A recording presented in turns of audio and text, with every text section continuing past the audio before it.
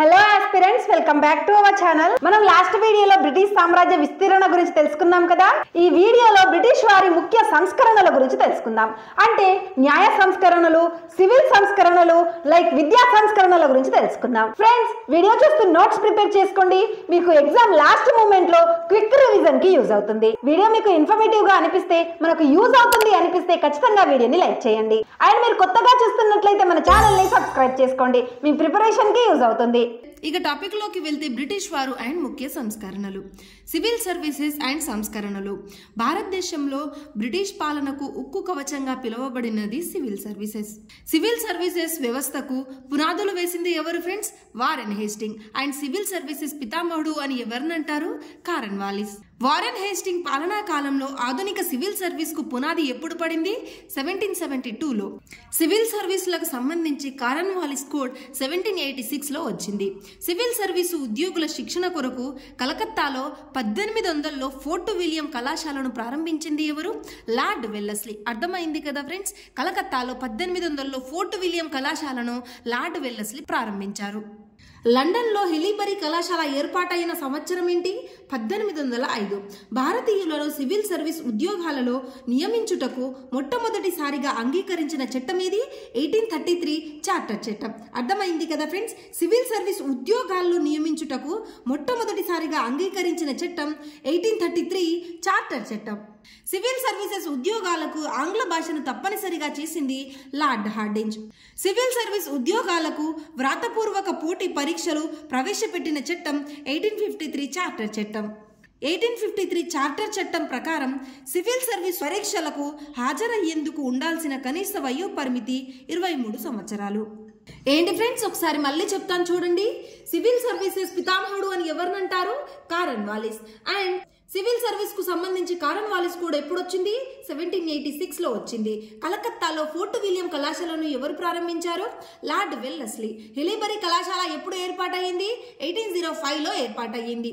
అయితే మన ఇండియన్స్ ను సివిల్ సర్వీస్ ఉద్యోగాలను నియమించుటకు చేసిన చట్టం ఏది ఫ్రెండ్స్? 1833 చార్టర్ చట్టం. సివిల్ సర్వీసెస్ ఉద్యోగాలకి ఇంగ్లీష్ ను తప్పనిసరి చేసింది ఎవరు ఫ్రెండ్స్? Lord Hardinge. ఈ సివిల్ సర్వీసెస్ ఉద్యోగాలకు పరీక్షలను ప్రవేశపెట్టిన చట్టం ఏది? 1853 చార్టర్ చట్టం. 1863లో సివిల్ సర్వెంట్ గా ఎన్నికైన తొలి భారతీయుడు సత్యేంద్రనాథ్ ఠాగూర్. సివిల్ సర్వెంట్ గా ఎన్నికైన తొలి భారతీయుడు ఎవరు ఫ్రెండ్స్? సత్యేంద్రనాథ్ ఠాగూర్. ఏ ఇయర్ లో? 1863లో సివిల్ సర్వెంట్ గా ఎన్నికయ్యారు. ప్రతిభావంతులైన భారతీయ సివిల్ సర్వీస్ అభ్యర్థులకు స్కాలర్షిప్లను ఇచ్చి ప్రోత్సహించింది ఎవరు? Lord Mayo. Statutory civil service ను ప్రవేశపెట్టింది లార్డ్ లిట్టన్. సివిల్ సర్వీస్ అభ్యర్థుల వయో పరిమితిని 21 సంవత్సరాల నుండి 19 సంవత్సరాలకు తగ్గించింది లార్డ్ లిట్టన్. సివిల్ సర్వీస్ పై 1886లో ఐచిసన్ కమిటీని నియమించింది లార్డ్ డఫ్రిన్. అర్థమైంది కదా ఫ్రెండ్స్? సివిల్ సర్వీస్ పై ఐచిసన్ కమిటీని ఎవరు నియమించారు? Lord Dufferin. ఏ ఇయర్ లో? 1886లో. సివిల్ సర్వీస్ పరీక్షలు ఇండియాలోనే జరగాలని నిర్దేశించిన చట్టం 1919 భారత ప్రభుత్వ చట్టం. దీని ప్రకారం 1922 నుండి ఇండియాలో సివిల్ సర్వీస్ పరీక్షలను నిర్వహించారు. సివిల్ సర్వీస్ పరీక్షలు నిర్వహించడానికి ఢిల్లీలో పబ్లిక్ సర్వీస్ కమిషన్ ను ఏర్పాటు చేయడానికి నియమించబడిన కమిషన్ విస్కౌంట్ లీ కమిషన్. ఎప్పుడు ఎవరు ఏర్పాటు చేశారు ఫ్రెండ్స్? 1924లో లార్డ్ రీడింగ్ ఏర్పాటు చేశాడు. సుభాష్ చంద్రబోస్ గారు 1919లో ఐసిఎస్ లో ఉత్తీర్ణత సాధించాడు. ఒకసారి మళ్ళీ చెప్తాను చూడండి ఫ్రెండ్స్. అయితే సివిల్ సర్వీస్ కి ఎన్నికైన తొలి భారతీయుడు ఎవరు? సత్యేంద్రనాథ్ ఠాగూర్. అండ్ స్కాలర్షిప్ ఇచ్చింది ఎవరు? Lord Mayo. ఇక్కడ సివిల్ సర్వీస్ అభ్యర్థులకు 21 సంవత్సరాల నుండి 19 సంవత్సరాలకు తగ్గించింది ఎవరు ఫ్రెండ్స్? Lord Lytton. ఐచిసన్ కమిటీని ఏర్పాటు చేసింది ఎవరు? Lord Dufferin. ఏ ఇయర్ లో? 1886లో. అండ్ ఇండియాలోనే సివిల్ సర్వీస్ ఎగ్జామ్ జరగాలని చేసిన చట్టం ఏది ఫ్రెండ్స్? 1919 భారత ప్రభుత్వ చట్టం. అండ్ మన ఢిల్లీలో పబ్లిక్ సర్వీస్ కమిషన్ ను ఏర్పాటు చేయడానికి నియమించబడిన కమిషన్ ఏది? Viscount Lee commission. ఎవరు నియమించారు ఫ్రెండ్స్? Lord Reading. ఏ ఇయర్ లో? 1924లో. నెక్స్ట్ న్యాయ సంస్కరణల గురించి చూద్దాం ఫ్రెండ్స్. ఆధునిక భారతదేశ చరిత్రలో వారెన్ హేస్టింగ్ కాలం నుండి న్యాయ వ్యవస్థ అభివృద్ధి చెందినది. భారత్లో తొలిసారిగా ప్రతి జిల్లాకు న్యాయస్థానాలను ఏర్పాటు చేసిన సంవత్సరం 1772. మొట్టమొదటి లా కమిషన్ చైర్మన్ ఎవరు ఫ్రెండ్స్? Lord Macaulay. ఇది గుర్తుపెట్టుకోండి ఫ్రెండ్స్, చాలా ఇంపార్టెంట్. చాలా సార్లు ఎగ్జామ్స్ లో కూడా అడిగారు. వారెన్ హేస్టింగ్ వివిధ కోర్టులను ఏర్పాటు చేశాడు. అవేంటో చూద్దాం ఫ్రెండ్స్. స్థానిక వివాదాల కోసం మున్సిప్ కోర్టులను ఏర్పాటు చేశాడు. జిల్లా సివిల్ కేసులను విచారించడానికి దివానీ న్యాయస్థానాలు, జిల్లా క్రిమినల్ కేసులను విచారించడానికి నిజామత్ న్యాయస్థానాలు, కేంద్ర స్థాయి సివిల్ కేసులను విచారించడానికి సదర్ దివానీ అదాలత్ అనే న్యాయస్థానాలు, కేంద్ర స్థాయి క్రిమినల్ కేసులను విచారించడానికి సదర్ నిజామత్ అదాలత్ అనే న్యాయస్థానాలను ఏర్పాటు చేశాడు. ఆధునిక భారత న్యాయ వ్యవస్థలో పలు సంస్కరణలను ప్రవేశపెట్టినవాడు కారన్వాలిస్. కారన్వాలిస్ కోడ్ అను న్యాయ నియమావళిని ప్రవేశపెట్టింది కారన్వాలిస్. ఇందాక చెప్పాను కదా ఫ్రెండ్స్, కారన్వాలిస్ కోడ్ ఏ ఇయర్ లో వచ్చింది? 1786 లో వచ్చింది. కలెక్టర్లకు గల మెజిస్ట్రియల్ అధికారాలను రద్దు చేసింది Cornwallis. Indian civil service procedure code అమలు ఎప్పుడయింది? 1859 లో. ఇవి ఆర్డర్ వైజ్ గా ఉంటాయి ఫ్రెండ్స్, కన్ఫ్యూజ్ కాకుండా చూసుకోండి. ఇండియన్ పీనల్ కోడ్ ఎప్పుడు అమలైంది? 1860 లో. ఇండియన్ క్రిమినల్ ప్రొసీజర్ కోడ్ ఎప్పుడు? 1861 లో. ఇందాక చెప్పాను కదా ఫ్రెండ్స్, మొట్టమొదటి లా కమిషన్ చైర్మన్ ఎవరు? Lord Macaulay. మద్రాస్, కలకత్తా, బొంబాయిలందు సర్ జాన్ లారెన్స్ హైకోర్టులను ఏర్పాటు చేసిన సంవత్సరం 1865 లో. సమన్యాయ పాలనకు చిత్తశుద్ధితో ప్రయత్నించిన British viceroy lord Ripon. Lord Ripon వల్ల ప్రవేశపెట్టబడిన బిల్లు ఏది ఫ్రెండ్స్? Ilbert bill. 6 న్యాయమూర్తులతో కూడుకున్న ఫెడరల్ కోర్టును 1935 లో భారత ప్రభుత్వ చట్టం ప్రకారం ఏర్పాటు చేశారు. తదనంతరం ఇది సుప్రీం కోర్ట్ ఆఫ్ ఇండియాగా మారింది. ఇప్పుడు విద్యా సంస్కరణల గురించి చూద్దాం ఫ్రెండ్స్. 1781 లో కలకత్తాలో మదర్సాను ఏర్పాటు చేసింది Warren Hasting. Sir William Jones ఏంటో చూద్దాం ఫ్రెండ్స్. 1784 లో Royal Asiatic Society of Bengal ను స్థాపించాడు. సర్ విలియం జోన్స్ ఏం చేశాడు friends? Royal Asiatic Society of Bengal ను 1784 లో స్థాపించాడు. కాళిదాసు సంస్కృతంలో రచించిన శకుంతలం నాటకాన్ని ఆంగ్లంలోకి అనువదించి ప్రచురించాడు. కాళిదాసు రచనలు చాలా ఇంపార్టెంట్ ఫ్రెండ్స్. అందులో అభిజ్ఞాన శకుంతలం చాలా ఇంపార్టెంట్. దాన్ని ఇంగ్లీష్ లో కన్వర్ట్ చేసింది ఎవరు? Sir William Jones. 1791 లో వారణాసిలో సంస్కృత కళాశాలను ఏర్పాటు చేసింది జొనాథన్ డంకన్. ఇది కూడా ఇంపార్టెంట్ ఫ్రెండ్స్. 1791 లో వారణాసిలో సంస్కృత కళాశాలను ఏర్పాటు చేసింది జొనాథన్ డంకన్. భారతదేశంలో విద్యా వ్యాప్తికి మొట్టమొదటిసారిగా ₹1,00,000 కేటాయించిన చట్టం 1813 చార్టర్ చట్టం. ఫస్ట్ టైం భారతదేశంలో ఎడ్యుకేషన్ పరంగా ₹1,00,000 కేటాయించిన చట్టం ఏంటి ఫ్రెండ్స్? 1813 చార్టర్ చట్టం. 1835 లో మేకాలే ప్రతిపాదించిన తీర్మానానికి మేకాలే మినిట్ అనే పేరు. దీని ప్రకారం ఆంగ్ల మాధ్యమం అధికారికంగా గుర్తించబడింది.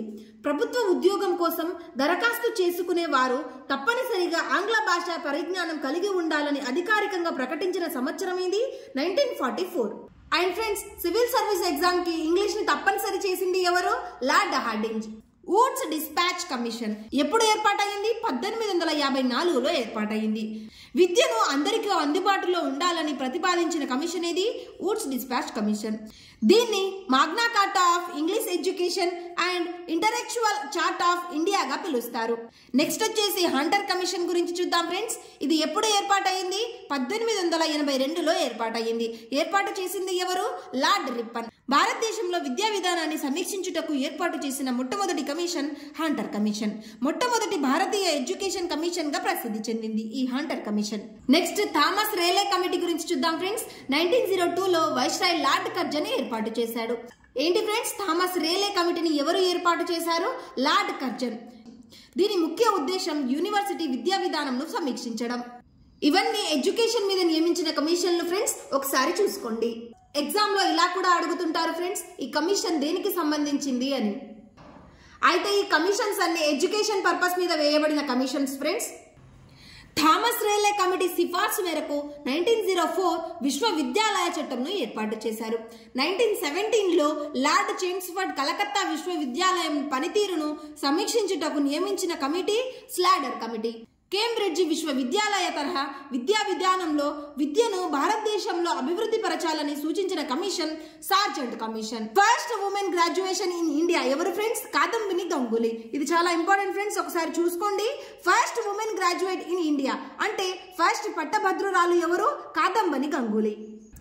పాశ్చాత్య విద్యా వ్యాప్తి గురించి చూద్దాం ఫ్రెండ్స్. భారతదేశంలో పాశ్చాత్య విద్యను ప్రవేశపెట్టిన ఘనత లార్డ్ మెకాలేకు దక్కుతుంది. 1835 నుండి 1856 వరకు గల కాలాన్ని విదేశీ వ్యాప్తికి పునాదిగా భావించవచ్చు. 1834లో గవర్నర్ జనరల్ సలహా సంఘంలో న్యాయపరమైన సభ్యునిగా నియమితుడైన మెకాలే భారతదేశంలో ఆంగ్ల విద్యా వ్యాప్తికి కృషి చేశాడు. ఐరోపాకు చెందిన మంచి గ్రంథాలయంలో ఉన్న ఒక పుస్తకాల అరతో ఇండియా అరేబియాలకు చెందిన మొత్తం సాహిత్యం సమానం కాదు అని అన్నది ఎవరు ఫ్రెండ్స్? Lord Macaulay. భారతదేశంలో మొట్టమొదటిసారిగా ఇంగ్లీష్ విద్యా బోధన ప్రారంభమైన సంవత్సరం ఇది 1673లో.